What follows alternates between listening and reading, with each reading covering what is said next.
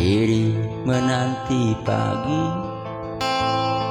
setitik embun bergantung di ujung daun. Sang dara melabu,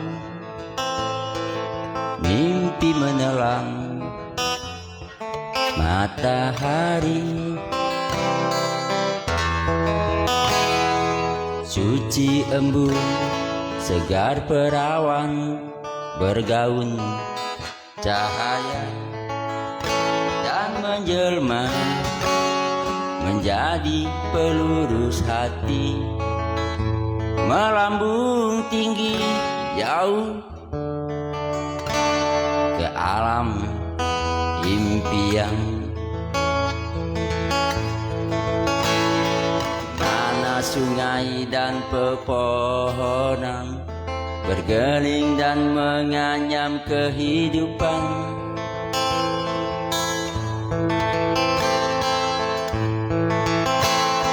Segar perawan berdandang atas kenyataan. Mimpi indah adalah fata morgana. Walau samar cakrawala adalah kenyataan. Suci embun, segar perawan, bergaun cahaya, menanti batas ambisi dan kenyataan. Ini sang dara menjauh pergi. Terima kasih.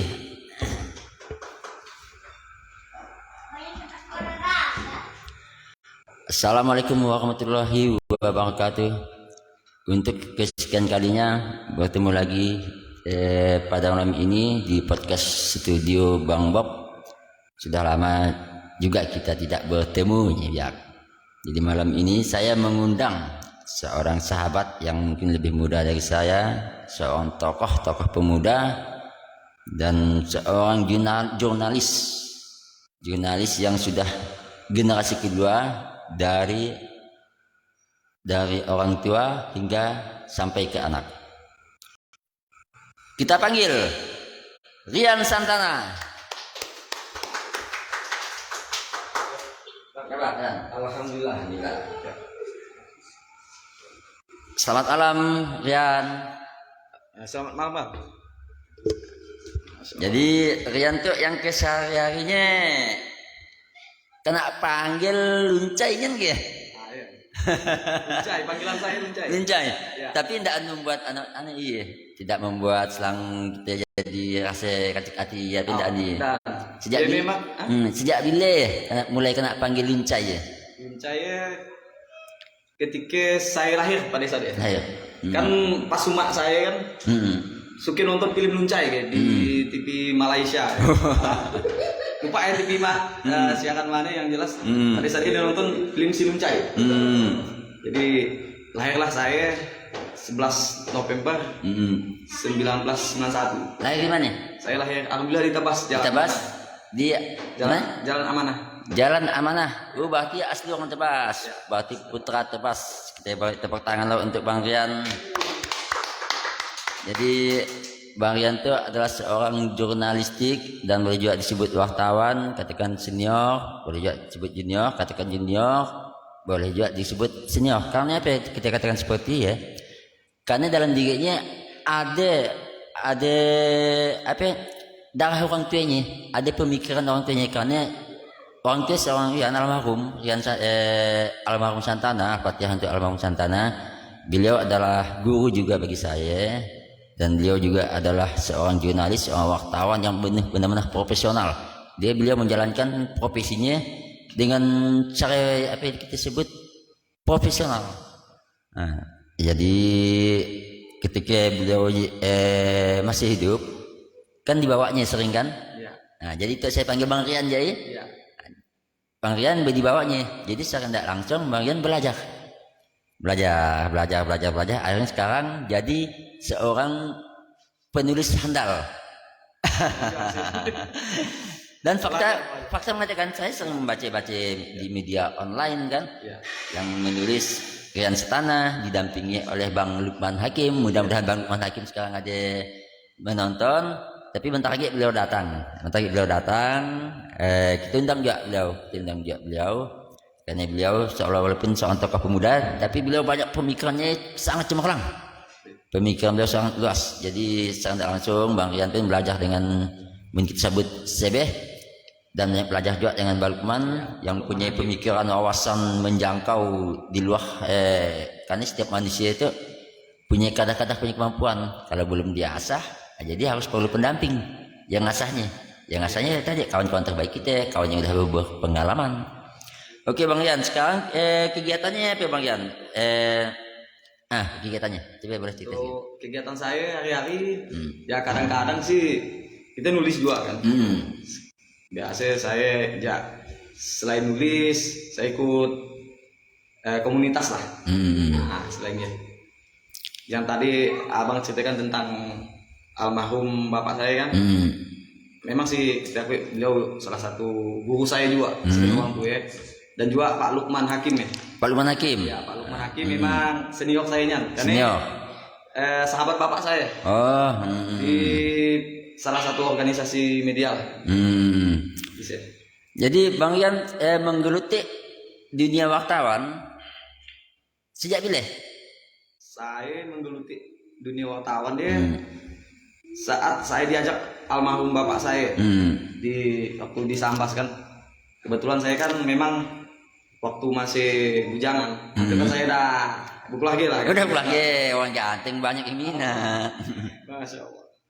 Jadi waktunya oke gitu ya almarhum bapak saya kan ikut bapak, karena saya lihat pun diri itu keting dan lalu kisah ngambun kan saya kerja lulus ke juga balik dalu dia kan bagus kau kaje ke bapak kalau mudah-mudahan dapat pengalamannya di sini. Alhamdulillah. Dapat ilmunya di sini.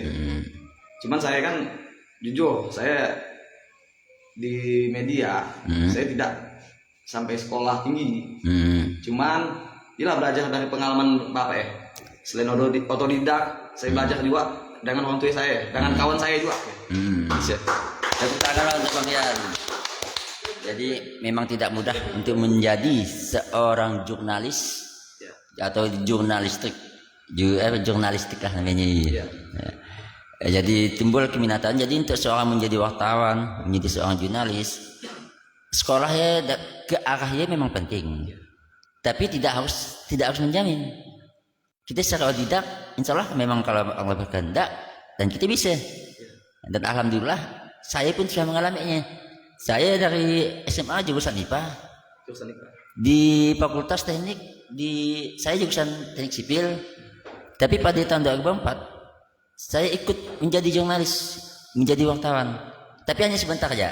Hanya sebentar karena ada punya kesibukan yang lain. Jadi saya dibagi pilihan antara dua pilihan. Jadi dunia media saya tinggalkan. Terus saya berubah sesuai dengan profesionalisme saya. Terus jurnalis. Boleh enggak saya tahu media apa dulu Sang? Ya saya media. Saat itu saya di media Majalah Mata Borneo. Majalah Mata Borneo satu. Di media Sambas Pos. Media Sambas Pos. Ya, Sambas luar biasa. Media yang dimana kami mendirikannya dengan bapak almarhum. Masya Allah. Dilanjutkanlah kami dengan Bang Lukman gitu ya. Bang Lukman yang saat itu alhamdulillah beliau tuh jadi PNS jadi guru. Alhamdulillah. Terus ada tidak perbedaan antara jurnalistik atau wartawan atau ada yang disebut koresponden? Kalau jurnalis itu kan memang setahu saya dia memang dia penulis, penulis. Dia menulis.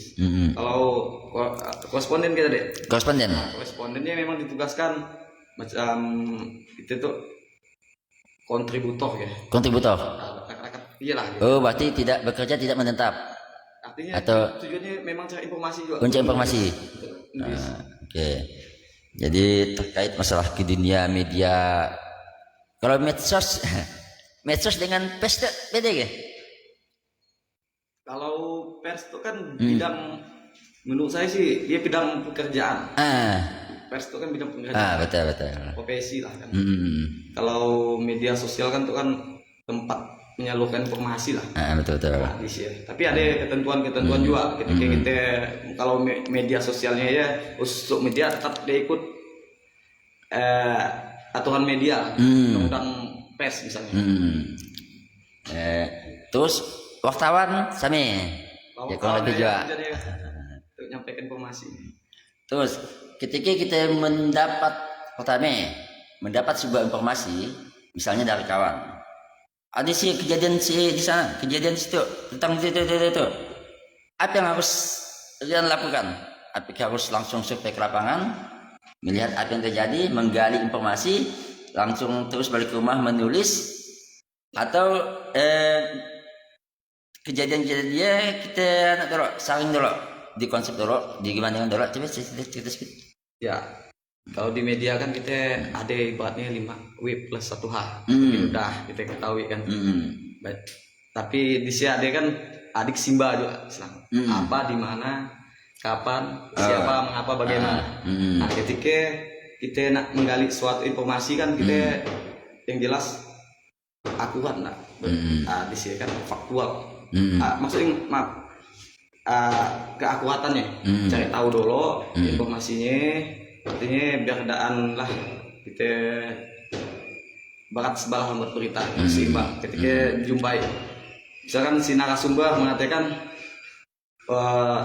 itu ada dugaan indikasi itu misalnya kan cari tahu dulu betul kebenarannya. Setelah iya kan supaya berimbangnya kan kita harus konfirmasi lah ke misalkan pihak terkait, Pak, kebenarannya apakah memang seperti itu dan gitu. Nah, setelah kita tulis atau kita muat, adalah sebuah berita yang berimbang. Nah, di sini.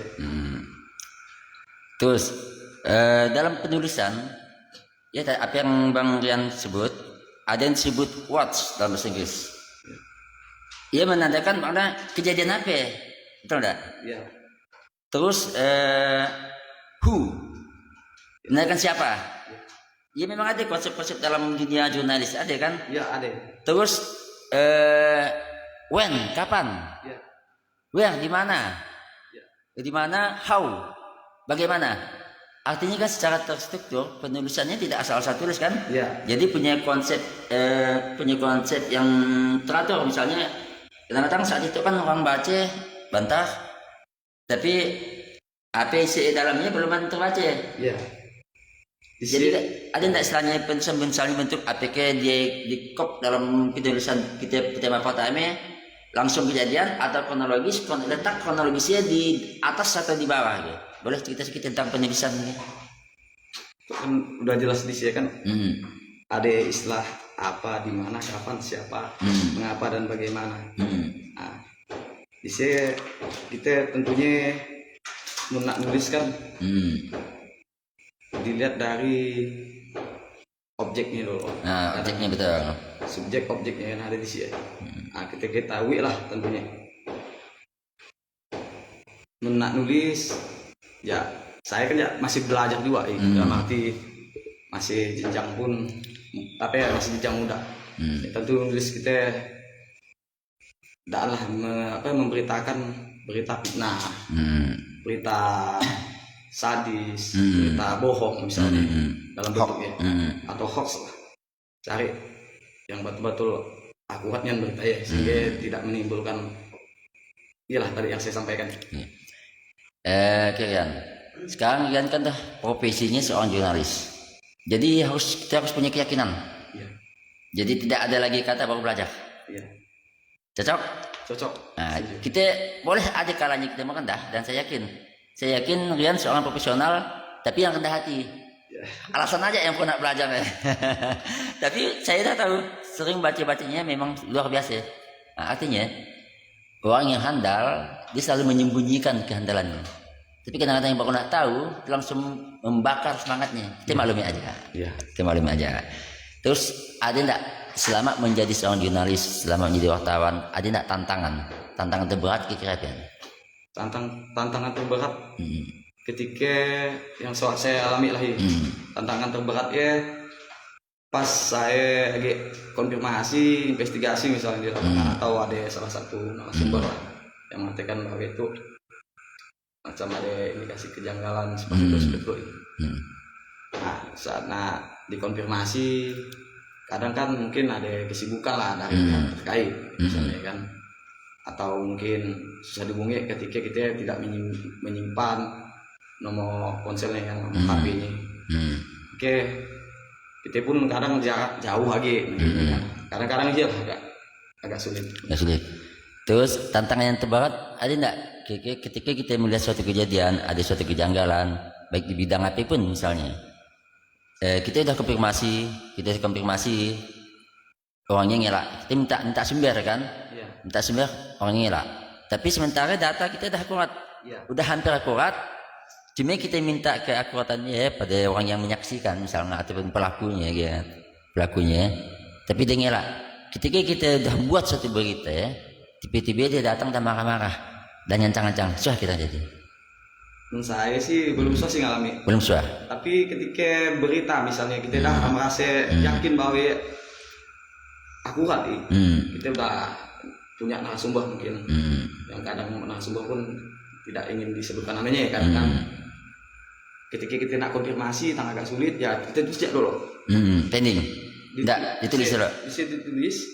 Ketika mau dihubungi mungkin orangnya sedang sibuk atau belum siap untuk konfirmasi atau misalnya apa aja ya kadang menghindar gitu kan, habis ya. Tapi kan namanya berita itu kan ketika merasa keberatan misalnya gitu, berita tentang hal yang sensitif lah kan, ya perlu ada klarifikasi ya, klarifikasinya. Kadang-kadang enggak ya. Ada yang saya dengar tuh, tapi udah pindah. Belum tentu dah track foto, belum tentu dah track foto. Iya, saya nak terjadi pada kalian. Misalnya datang ke suatu tempat track foto, terus langsung dibuat berita, tidak sah ya. Kalau kita kan mau foto kan dari peristiwa apa ya, misalnya kan nak foto. Tapi setidaknya ketika kita foto ya kita harus sesuai dengan apa yang ada di lapangan. Misalnya kita buat pun ya kita minimal konfirmasi hasil investigasi misalnya. Baik, kan seputar wartawan, seputar info dalam penulisan ada sudah saya dengar suatu berita dalam bentuk piramida tipe terbalik. Boleh cerita sedikit? Apa maksudnya? Piramida terbalik ini. Mungkin saya agak ada yang nggak lupa lah kan. Dalam penulisan berita. Ya. Kalau kadang nulis, kadang pun. Betul. Kan? Memang biasa kadang-kadang kita nulis, betul. Tapi apa bentuknya itu? Kadang kita memang belum. Biasa ya.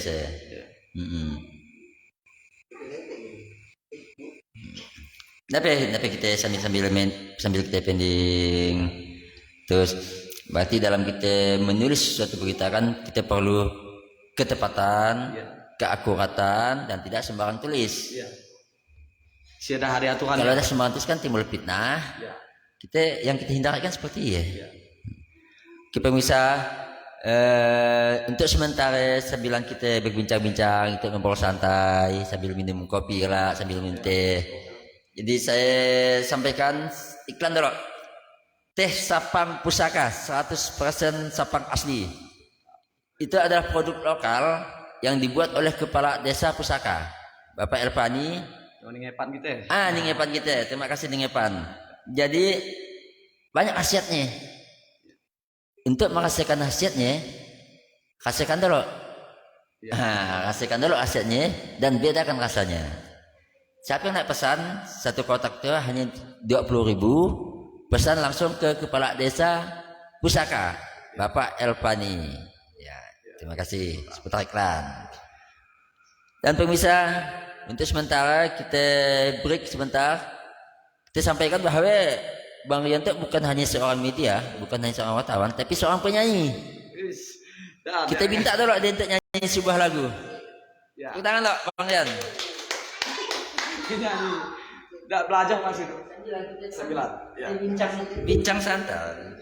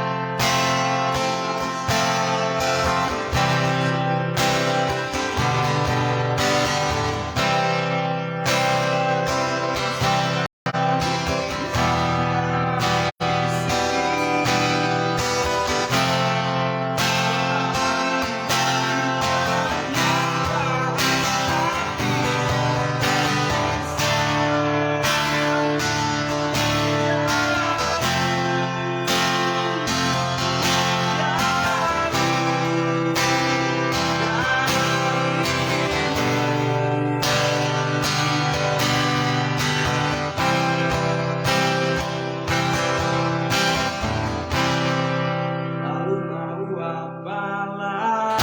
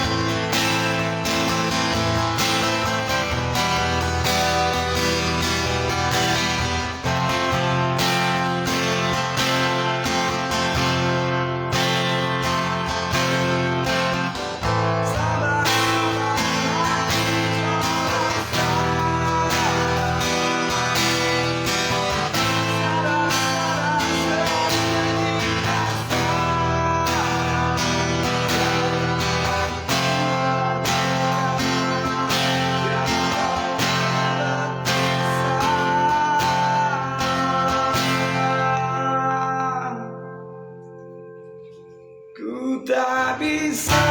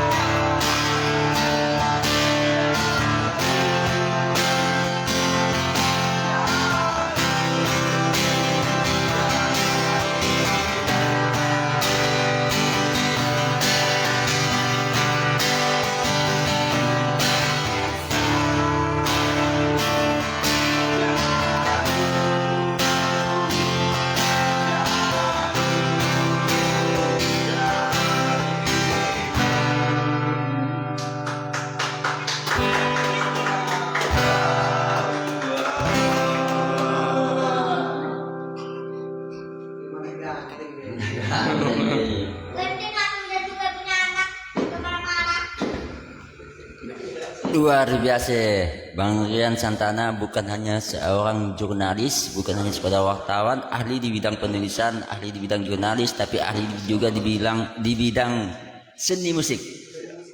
Tepuk tangan sekali lagi loh.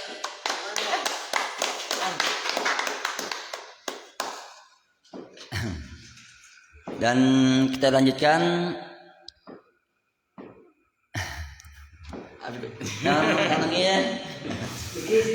Kita lanjutkan bahwa untuk tidak mudah untuk menjadi seorang jurnalis.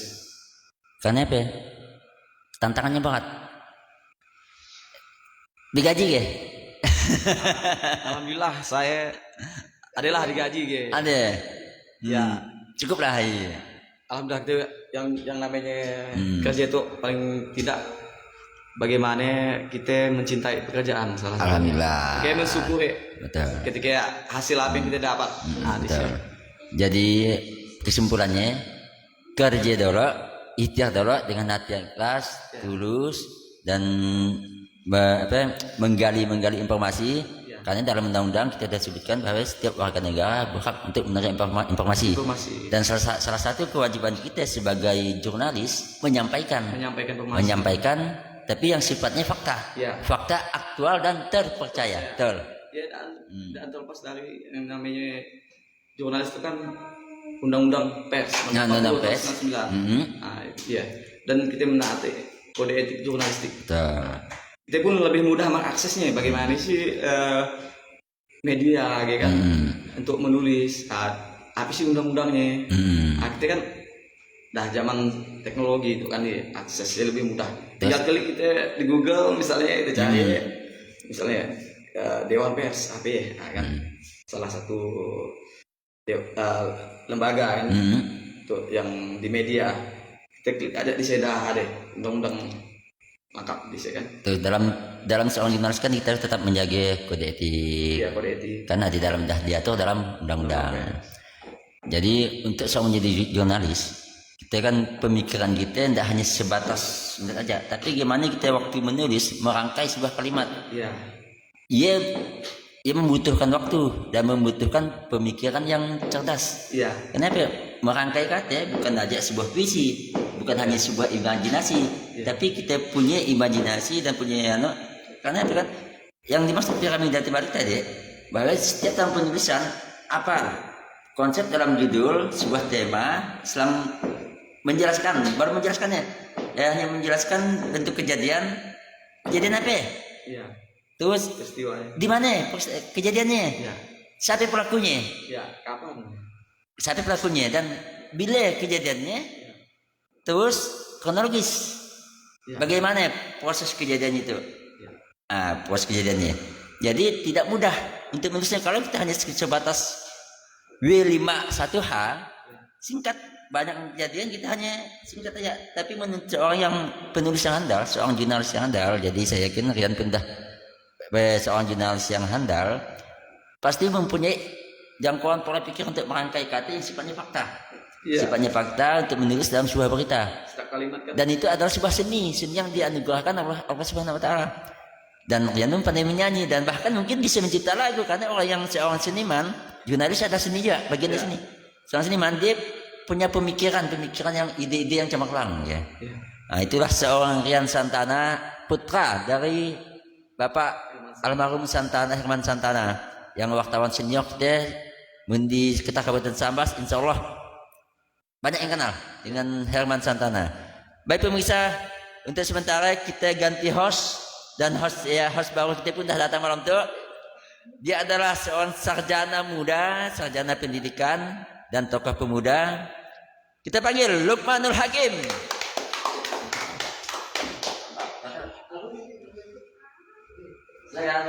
Oke.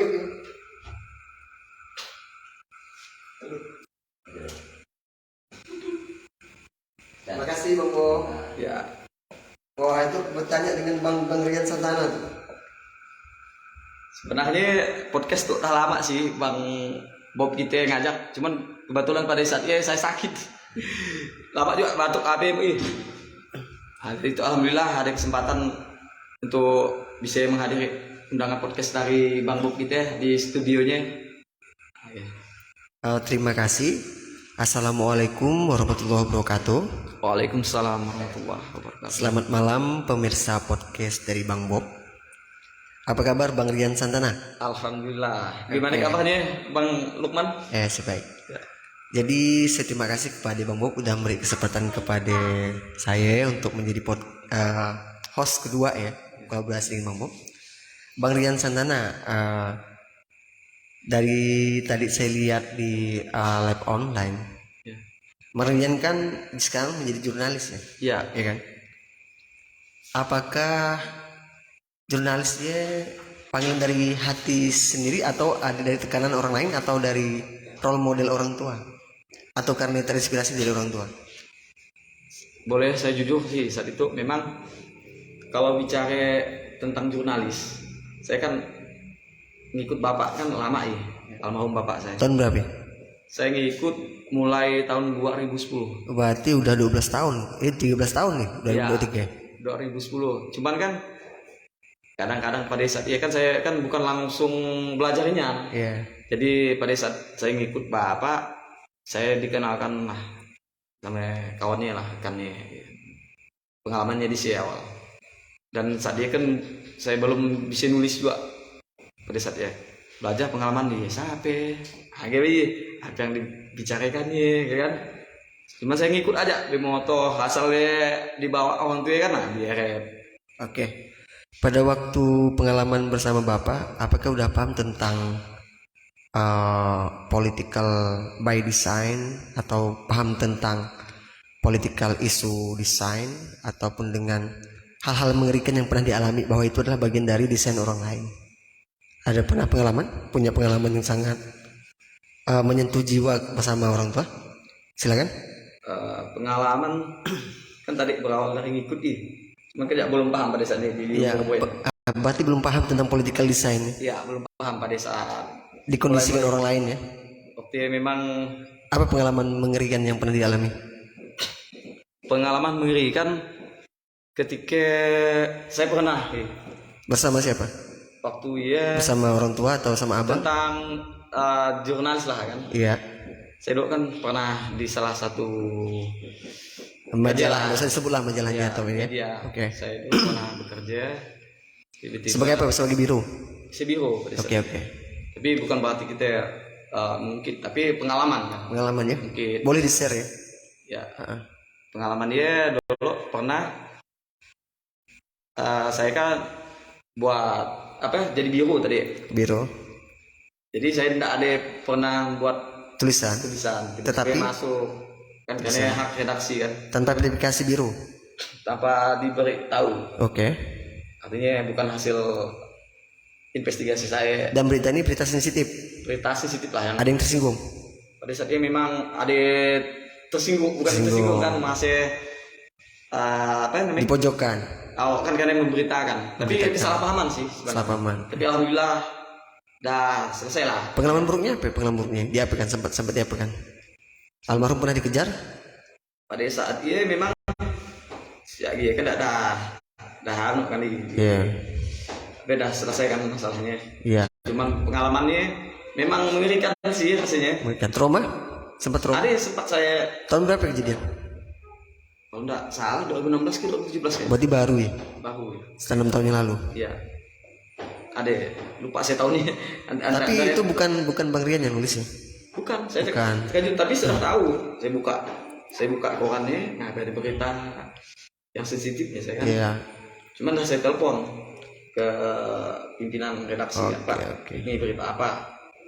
Kebetulan kan saya di biro sini. Nanti saya yang bertanggung jawab itulah kan. Tapi kan kejadian kemarin kan dah telanjur terjadi. Viral ya. Ya, istilah pengalaman yang saya alami. Oke. Jadi pelajaran berharga. Iya bahagia. Ya sekarang hati-hati membuat berita ya. Iya. Karena takutnya bukan kita yang buat, kita yang kena. Iya. Iya kan? Salah Bagaimana? pahaman kemarin. Oke. Salah pahaman. Terima kasih. Iya. Lanjut Bang Rian Santana. Kemarin katanya ada pelatihan wartawan di media. Dari mana Iya, ya? alhamdulillah kemarin Siapa? 2021. Dewan Pers yang kan siapa? Iya, Dewan Pers melalui PWI, Apa itu PWI? Persatuan Wartawan Indonesia. PWI Persatuan Wartawan Indonesia. Ya, saya PWI ini udah lama berdiri kan? lembaga tertua Dewan ya. Pers, lembaga tertua ya. Maksudnya apa? Organisasi tertua. Iya. Pers. Ada pelatihan apa kemarin? Kemarin saya mengikuti pelatihan. Pertama kan ya, memang kita harus mengikuti syarat kan nih, syarat bahwa kita kerja di mana dan bahwa CP kita harus diisi juga. Iya. Surat pernyataan bahwa kita itu bukan bagian dari partai politik, TNI maupun Polri ada di surat pernyataan. Oh, bahwa berarti kita, ada aturan tersendiri ya, ya aturan dari itu. Dewan Persnya. Iya, Dewan Pers. Iya. Jadi saya mulai ikuti, bahkan banyak lah kan syarat-syaratnya. Syarat-syaratnya. Jadi saya daftarkan, saya kirimlah ke email lah, Ya. email yang penyelenggaranya kan. Alhamdulillah pas ada pra kemarin, saya dinyatakan boleh ikut. Lolos ikut seleksi. Iya, Berapa anggota yang ikut di Kalbar ini, Angkatan Bang Rian? Waktu dia Jumlah yang peserta. waktu itu 54, cuman yang sempat 54. ikut 53. Yang lolos Yang lolos kalau tidak salah ada 47. 7, Iya, 47. 47 orang. Samas berapa orang yang ikut TWK ini? Apa itu TWK, Bang? UKW. UKW ya. Ujian Uji kompetensi wartawan. uji kompetensi wartawan. Ada sertifikatnya? Alhamdulillah ada. Siapa yang sertifikasi 2 di Sambas ini? Kalau sertifikasi awal sih memang saya sendiri di tahun 2021 ya. Terus Kebetulan saya ngikut kan, saya masuk jenjang muda masih. iya. Jenjang muda kebetulan juga ketemu kawan. Nah, kawan sekarang ada yang pernah satu ngikut sama saya kan, yang di UKW, dia ditugaskan di Sambas. Dari Media Insight. Ya ada kawan. Oh, siapa namanya? Ya namanya. Oh ya, Muhammad berarti Hasanuri. yang UKW kemarin sama-sama Bang Rian 2 orang dari Sambas. Yang ya 1 Bang Rian Santana. di tahun 2021. Oke, pemirsa, itulah beberapa pengalaman dari Bang Rian Santana tentang jurnalistik. Ya. Bang Rian Santana paham nggak bahwa media ini adalah sesuatu yang sangat apa ya? Bisa dikatakan pedang. Ya, pedang yang bisa menghancurkan sebuah peradaban, bahkan bisa menghidupkan sebuah peradaban. Kalau media ini kan memang penyampai informasi. Iya. Artinya yang saya sampaikan tadi tentang keakuratan informasi itu. Jadi itu salah satu penyampaian kabar gitu kan. Tapi sekarang kan kita kan tahu bahwa yang kita hadapi itu jangan sampai ada berita hoax, dan kita cari tahu media apa mempunyai badan hukum. Oke. Saya mau bertanya ini, Bang Rian Santana. Apakah Anda menyukai berita-berita tentang seremonial yang dilakukan oleh pemerintah daerah, atau Anda lebih menyukai tentang berita-berita yang mengangkat tentang kreativitas, produktivitas, terus pembangunan, atau lebih kepada peningkatan SDM di desa dan segala macam? Lebih suka yang mana, Bang Rian? Kalau untuk nulis sih memang tulisan tergantung apa yang ingin kita tulis, kejadiannya apa. Tapi semuanya tulisan memang sih yang menarik ke saya sih memang tentang kreativitas misalnya. Kreativitas. Ya, itu tentang apa, komunitas atau sosial, tentang sosial. Terus Kalau untuk bicara tentang pemerintah itu penting, artinya kan tentang bagaimana kegiatan pemerintah yang pernah dilakukannya, yang udah dilakukan maksudnya. Nah gitu. Tapi memang sih kita butuh juga informasi untuk desa-desa, tentang apa sih yang udah pembangunan, kemajuan pembangunan maksudnya kan. Oke. Sekarang kan yang saya perhatikan kan media kan dari koran ya, koran terus ke majalah segala macam yang berbentuk print out ya. Ya. Print out kan udah sunset bisnis dalam industri media massa kan. Bahkan sekarang yang lebih tepat, lebih cepat dan efektif adalah sejenis podcast ini. Di podcast ini. Apakah Bang Rian melihat sebuah peluang dari anak-anak muda Sambas seperti Bang Bob tadi membuat podcast ini akan menjadi sesuatu yang luar biasa di masa depan? Ya. Karena saya lihat kan sekarang orang tidak lagi mau baca koran. Itu adalah orang-orang all mind ini orang-orang yang berumur di atas 50 tahun, kemudian dia terkesan birokrat atau bahasa kita kaku. Tapi kalau orang-orang seperti kita kan udah bonus demografi kan ya, pemudanya memegang HP. Kalau mau baca berita pun, tapi orang-orang intelek. Saya mau nanya ke Bang Rian. Bang Rian pernah tahu nggak apa sih selera masyarakat kita khususnya Sambas ini? Apakah mereka suka baca media online, atau mereka suka baca koran, atau mereka tidak peduli sama sekali? Kira-kira menurut Bang Rian sebagai pengalaman sebagai jurnalis selama belasan tahun ini. Mungkin ketika saya lihat, memang gini, kita kan teknologi sekarang kan tentang perkembangan teknologi. ya di media sosial, artinya kayak media-media kita kan media cyber kalau di website kan. Nah udah apa perkembangan zaman. Kalau untuk cetak masih dibaca, artinya kan dijual secara eceran biasanya kan. Nah, kalau untuk perkembangan kita kan udah di 5G sekarang, itulah namanya kan perkembangan apa namanya teknologi di situ. Jadi untuk minat sih saya lihat untuk media kan, kalau media cyber kan lebih cepat di share, diakses. Apalagi kita lihat memang banyak sih media sekarang.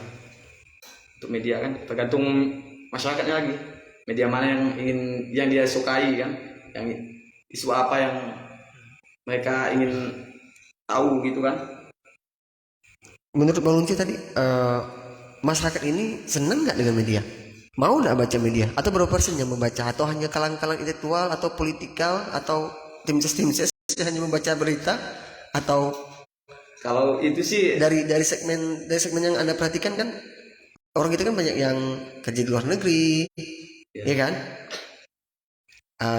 Kadang pun kurang peduli dengan media online.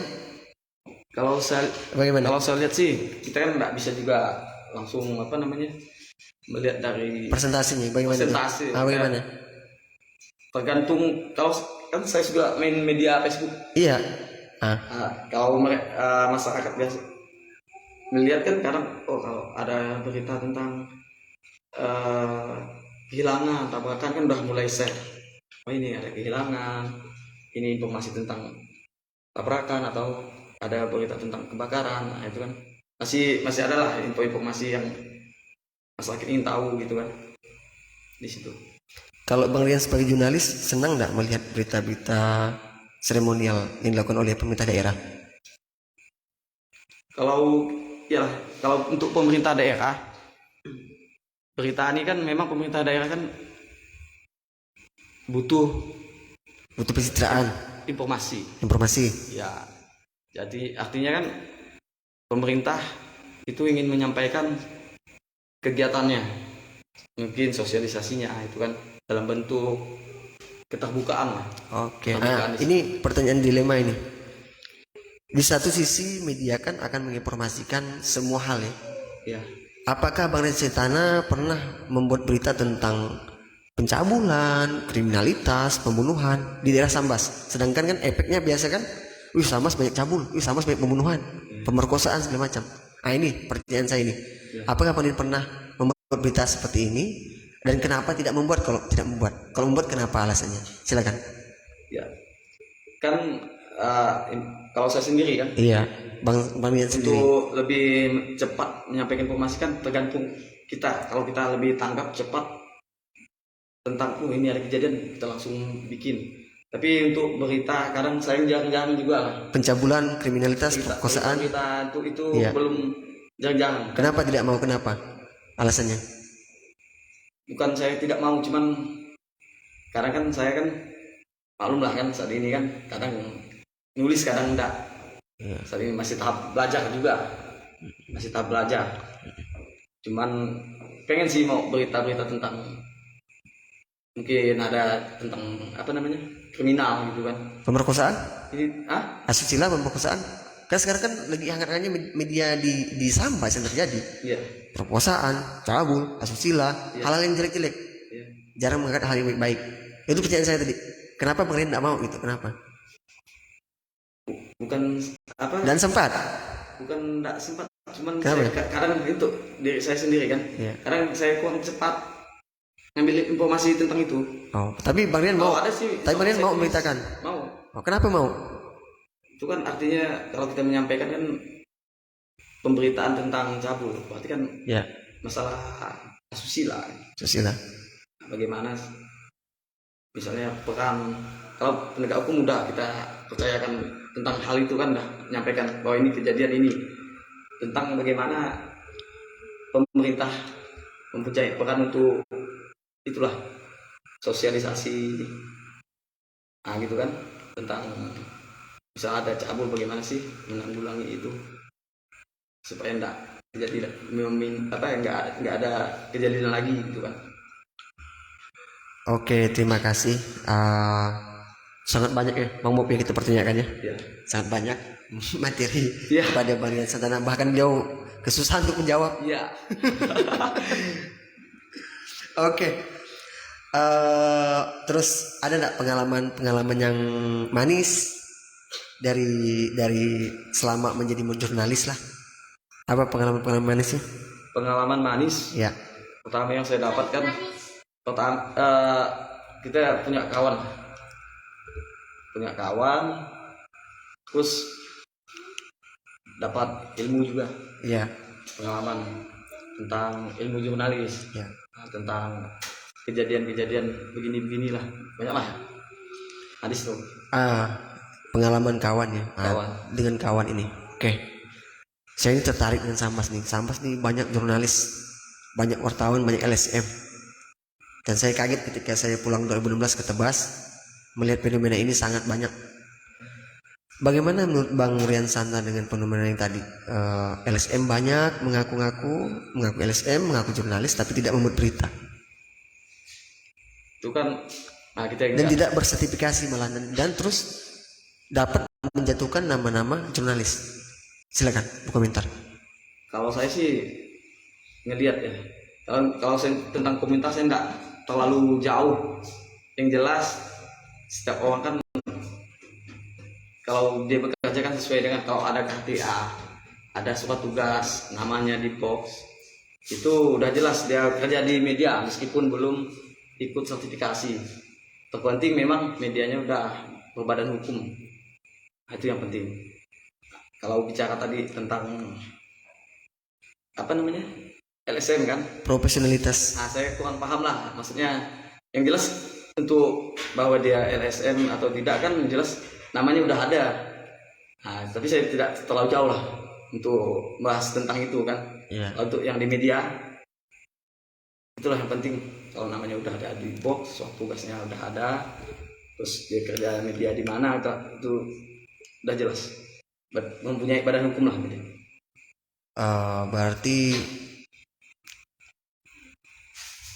fenomena ini belum dapat terpecahkan ya. Kenapa begitu sangat banyak, terus sepertinya apakah fungsi dari wartawan di Sambas ini dapat membangun Sambas, Bang Rian, kira-kira? Ya, untuk fungsi media Wartawan. Kalau untuk wartawan, saya yakin Ya. itu bisa membangun Sambas melalui informasinya. Alasannya? Alasannya kan memang itulah profesinya, untuk menyampaikan informasi. Ketika dia mendapatkan berita, dia menyampaikan berita, itulah informasi yang dibangun. Saya sebagai masyarakat penikmat berita lah ya, saya jarang menemukan berita itu dari down ke top, sering top ke down gitu. Maksudnya dari bawah ke atas. Yang sering terjadi kan di atas dulu ke bawah gitu. Kenapa itu fenomena itu sering terjadi? Gimana? Jarang informasi itu dari bawah dulu ke atas gitu. Selalu menjadikan berita itu dari orang tokoh-tokoh besar dulu baru ke bawah gitu. Kenapa itu fenomena itu? Apa karena orang masyarakat miskin tidak punya biaya untuk membuat berita atau tidak tersentuh oleh media? Kalau saya sendiri, Atau karena jurnalis ini kurang tertarik dengan memberitakan masyarakat kecil?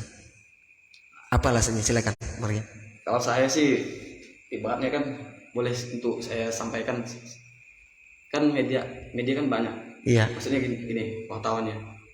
Kalau saya sendiri aja kan tidak semua media informasi bisa saya akses untuk saya sampaikan.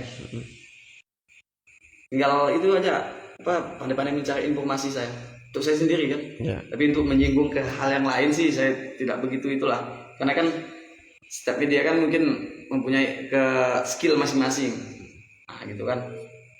Untuk tentang berita, tentang hal-hal itu tergantung sejauh mana kita mendapatkan informasinya. Berarti fungsi wartawan kurang menurut saya di Sambas ini. Kalaupun misalkan masyarakat, contoh ya, kesulitan tentang bahan baku, kesulitan tentang pupuk bersubsidi, tentang pembagian PKH yang tidak tepat, terus tentang jaminan-jaminan kesehatan yang tidak jelas. Kenapa tidak di-up oleh para media? Kenapa mereka tidak bisa komentar secara langsung di media? Dan kenapa terkesan tertutupi gitu? Kenapa alasannya? Dan kenapa tidak bisa diekspos gitu?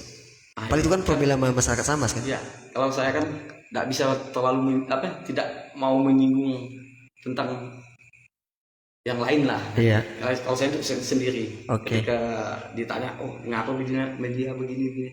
Karena kan saya bekerja di salah satu media di tempat saya bekerja kan. Iya. Kalau berarti menjaga privasi lah ya. Iya. Jadi tidak menyinggung lah ke yang lain maksudnya saya saat ini. Jadi intinya mana yang saya dapat informasi itulah yang saya sampaikan. Itu saya sendiri. Kalau menyinggung ke misalnya yang lain kan, kita kan nggak tahu. Misalnya saya kan nggak tahu tentang dia mau berita tentang apa, informasi apa yang ingin disampaikan. Apakah Bang Rian Santana ingin membuat sebuah berita kemajuan desa? Ya. Pengen? Ya. Kenapa alasannya? Itu alasannya untuk menyampaikan informasi. Informasi. Iya, itu yang penting. Kedua? Menyampaikan informasi dia agar masyarakat itu kan bisa mengakses informasi itu. Tergantung mana berita yang bisa kita share. Kalau saya kan di website kan. Ya. Sejauh mana saya bisa men-share juga berita-berita itu. Oke. Agar masyarakat tahu, oh ini media ini. Sekarang kita break sebuah lagu desa dari Bang Rian Santana. Silakan Bang Rian Santana. Nah, nyanyi gitu tuh. Inilah. Tadi pertanyaannya berat. Lincah. Saya tidak bisa Saya tidak puas menjawab. jawabannya. Kadang tidak nyambung jawabannya. Ya. Tidak puas saya.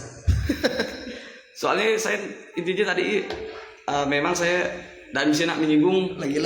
ya sejauh mana kan. Silakan punya Tadi lagunya. kan masing-masing orang dengan kan anaknya ya aktivitas.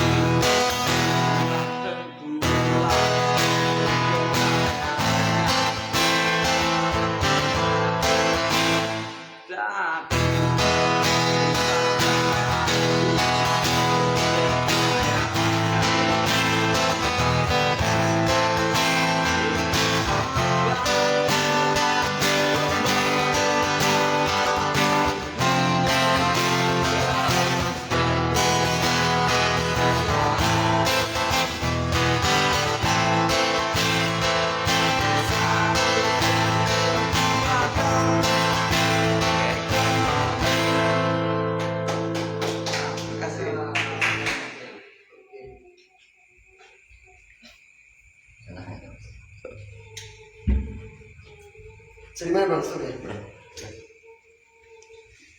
Alhamdulillah, terima kasih saya ucapkan kepada Bang Rian Santana atas kehadirannya, Bang Lukman. Cuma ada beberapa sedikit yang nak saya tanyakan lagi sedikit di ending acara kita menonton. Tapi terutama dari saya dulu, harapan saya agar wartawan dari pihak media tetap selalu eksis. Selalu eksis dan selalulah, karena itu selalu sebagai wadah penyampai informasi, terus menggali informasi, karena masih banyak masyarakat kita, pemerintahan kita yang memerlukan sebuah informasi. Dan boleh dikatakan jumlah wartawan kita di Kota Samas tuh masih minim. Kan minim dalam arti gimana? Mungkin masih minim orang yang sih ramai, anggota ramai. Tapi yang selang maksudnya yang minim tuh korespondensi kita yang menggali informasi hingga ke masyarakat akar bawah. Karena masyarakat akar bawah belum tergali. Kita belum mencari informasi ke masyarakat bawah, sementara yang nampak yang ada itu hanya di kalangan atas yang nampak. Terus kita teruslah bekerja, teruslah lanjutkan. Jadi untuk pemerintah daerah sebagai, karena wartawan itu adalah mitra dari pemerintah dan penyambung daripada masyarakat, agar tidak selalu memojokkan wartawan, karena kita manusia itu bukan maksum kecuali Nabi. Tidak semua wartawan itu salah dan tidak semua wartawan itu benar, karena setiap mungkin dalam suatu waktu ada kehilapan. Terus untuk kawan-kawan di media, di wartawan, tetaplah menjaga etika, tetaplah menjaga kode etik, karena kita sebagai lembaga sudah diatur oleh undang-undang. Ikutilah aturan yang ada, tetap menjaga kode seorang jurnalis yang profesional, yang handal. Terima kasih. Dan harapan Bang Rian Santana terhadap yang terjadi, harapan kita terhadap untuk ke depan. Kalau untuk saya kan udah di media gitu ya. Ya saya masih pertama belajar nulis. Kedua bagaimana bisa membuat berita ya sesuai dengan aturan lah. Dia yang penting. Jadi lebih produktif lagi untuk seseorang sendiri ya. Dan Bang Lukman ya, dia merupakan seorang tokoh pemuda dan seorang yang ada sedikit yang inovatif, yang idealis. Silakan, apa harapan untuk ke depan terhadap pemerintah daerah, terhadap media-media yang ada di kita itu? Silakan Bang Lukman. Harapan saya kepada pemerintah daerah tidak ada lagi Bang. Tidak ada lagi. Tapi harapan kepada masyarakat banyak. Kenapa saya bilang seperti itu? Saya berharap masyarakat Sambas sekarang makin cerdas. Terus saya harap semakin kritis. Kemudian jangan mau dibuai-buai oleh sesuatu yang belum tentu terjadi di lapangan. Saya maunya masyarakat lebih pintar, misalkan diberi sesuatu bahan, dia pandai untuk menganalisis dulu Pak. Kenapa saya bilang seperti itu? Karena saya sudah paham, kalau kalian berharap kepada pemerintah, kalian belum tentu mendapatkannya. Jadi kenapa saya bilang saya tidak berharap kepada pemerintah. Tetapi jika kalian mampu berinovasi sendiri, contoh yang sekarang saya bilang, kenapa bisnis media itu sunset? Karena percetakan orang tidak mau lagi baca koran Bang, tidak mau lagi yang membawa-bawa, ribet. Tapi kalau handphone bisa dibawa. Di podcast ini adalah salah satu industri sebenarnya. Walaupun dia dari produk rumahan, bisa menjadi sesuatu yang sangat booming. Terima kasih. Iya, karena produknya bisa luar negeri, bahkan bisa di save ya kan, bisa di share sampai dibuat konten kreatif, bisa diedit TikTok segala macam kayak gitu lah. Makanya saya bilang tadi, kalau masyarakat semakin kritis, dia semakin paham bagaimana membaca peluang, tidak bergantung kepada pemerintah. Jika pola itu dilakukan dari masyarakat bawah, misalnya dari keluarga ini kreatif nih, bisa membuat PY, ya kan? PY-nya berhasil laku dan bisa menjadi omset, bisa menjadi pengusaha, sampai menjadi perusahaan, sampai bisa disebarkan di Indomaret, Alfamart seluruh Indonesia, misalkan ya, misalkan. Berarti satu keluarga bisa tumbuh, maka satu desa bisa maju. Ketika desanya sudah maju, satu kecamatan bisa maju. Jadi influencer dia. Jadi dia memberi efek kepada yang lain. Ketika kecamatan maju, maka kabupaten akan maju. Jadi kalau Sambas ingin maju bukan dari pemerintah daerah, bukan. Karena pemerintah daerah selama ini pun belum dapat ngapa-ngapain. Karena bisa menyentuh mereka. Yang sekarang saya harapkan pemerintah coba benar-benar kalau membangun dengan keredoan hati Bang.